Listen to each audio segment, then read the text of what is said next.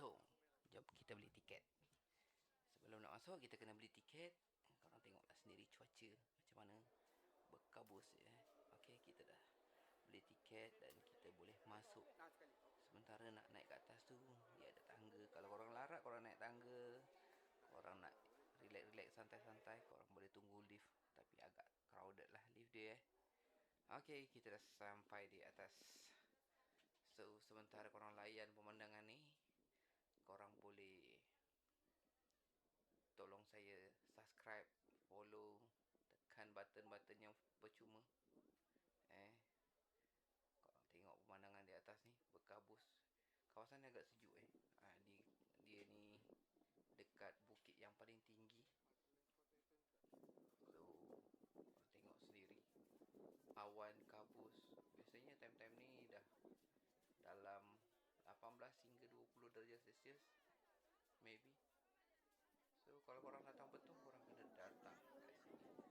Ini tempat wajib yang korang kena datang Memang syok kat sini. Sebab apa? Dia sejuk. Dia menarik lah pemandangan dia. Pemandangan dia tu sangat cantik. So, lepas ni kita akan turun ke bawah untuk naik semula ke tingkat paling tinggi.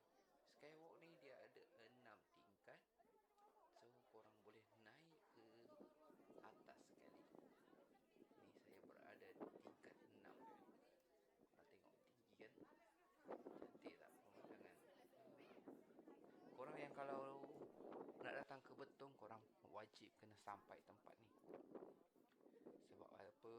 Memang sini view yang sangat cantik. Korang boleh menikmati keindahan alam.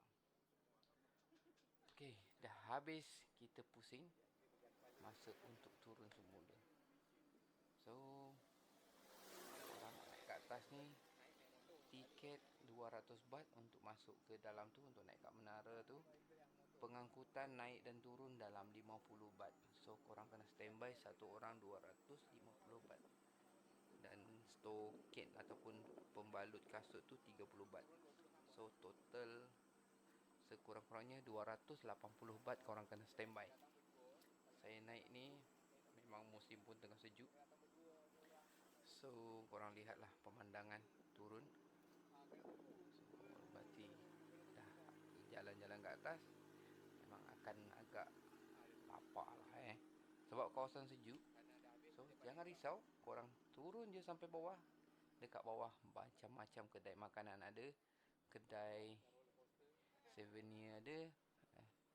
Korang boleh beli macam-macam dekat bawah.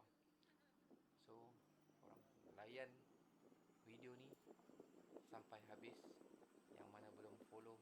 Yang mana belum subscribe, boleh subscribe YouTube saya, TikTok saya, Abang Botak Gaming. Alright guys, korang layan view ni sampai ke bawah. Kat bawah nanti korang akan nampak kedai-kedai makan, macam-macam makanan yang ada. Okay, layan dulu sampai habis.